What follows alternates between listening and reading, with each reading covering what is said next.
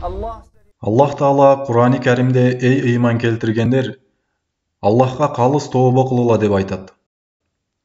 Кээ бир мусулмандар ислам дининен жетишээрлик илимге ээ болбогондугу себебинен тобону маалым жашка чейин, мисалы турмуш курганга чейин же ажылык зыяратын амалга ашырганга чейин кечиктирүү мүмкүн деп ойлошот. Башкача айтканда, картайганда тобо кыламын же ажыга барып келип тобо кылып аламын деп ойлошот. Оюнда эмне кааласа ошону кылышат. Аллах аларды күтүп турат.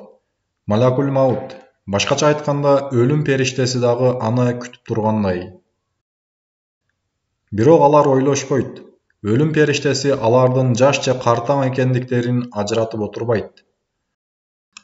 Бай же кедей экениңиз, эркек же аял киши экениңиз, оорулуу же ден соолуктуу экениңиз аны кызыктырбайт. Өлүм периштесинде аттарыңыз тизмеси бар болуп, ал ошол тизме негизинде адамдардын жанын алат. Динибиздин негизги булактарынан бири сыпатында көрбөсөк да, сөзүбүздү негиздөө үчүн Бану Исраил, Исраилият окуяларынан бирине кулак салалы. Анда айтылат, Малакул маут инсандын жүзүнө бир күндө 5 ирет көз салат. Анын өз келечеги үчүн план түзүп жатканын, никет оюн пландаштырып жатканын, бизнесинин эсеп китебин кылып жатканын, саякаттарды пландап жатканын, керек болсо баласынын келечегин да пландаштырып жатканын көрөт. Жана шордуу жан өзүнүн убакты сааты жеткенин билбей жатат. Жана али өтө көп убактым бар деп ойлоп жатат дейт. Ушуга окшош дагы бир риваят бар. Баарыбыз падыша жана пайгамбар болгон Сулайман алейхиссалам окуяларын билебиз. Ошол наби Сулайман алейхиссалам алдында жардамчылары менен отурган эле. Жардамчыларынан бири өзүн ыңгайсыз сезип туруп кетти. Бир аз убакыттан кийин кайтып келгенде Сулайман алейхиссалам ага карата ушинтип айтты. Өзүңдү мындай кармооң, мындай абалда туруп кетүүң сенин табиятыңдан эмес. Башкача айтканда, сага эмне болду деп сурады. Жанагы киши, эй наби, жаныңызда отурган киши мага өтө башкача абалда тигилип карап турган эле. Ошондуктан өзүмдү ыңгайсыз сезип туруп кеттим деп жооп берди. Жана ошол киши ким эле деп сурады. Ошондо Сулайман алейхиссалам ал өлүм периштеси эле деп жооп кылды. Жардамчы, Субханаллах, али мен жана өлүм периштеси бир жерде турабызбы? Сураныч, шамалга буйрук бериңиз. Мени Аллах Субхана ва Тааланын бул жерден алыстарга алып кетсин деди. Сулайман алейхиссалам шамалга буйрду.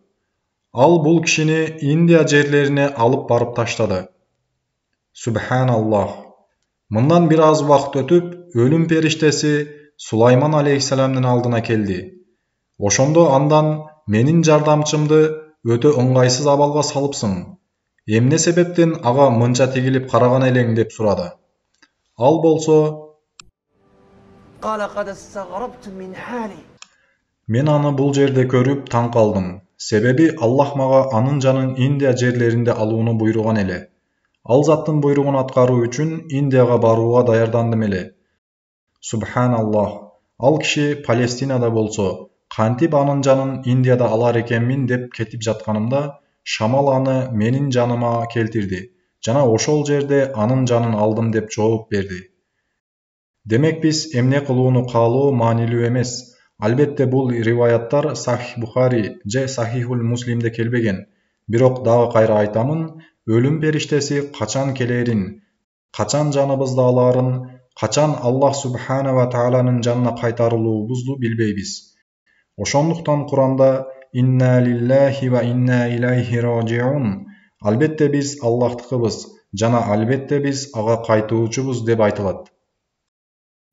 قل يتوفاكم ملك الموت الذي وكل بكم ثم إلى ربكم ترجعون. Силерге атайын дайындалган өлүм периштеси жаныңарды алат. Андан соң эгеңерге кайтарыласыңар дегин.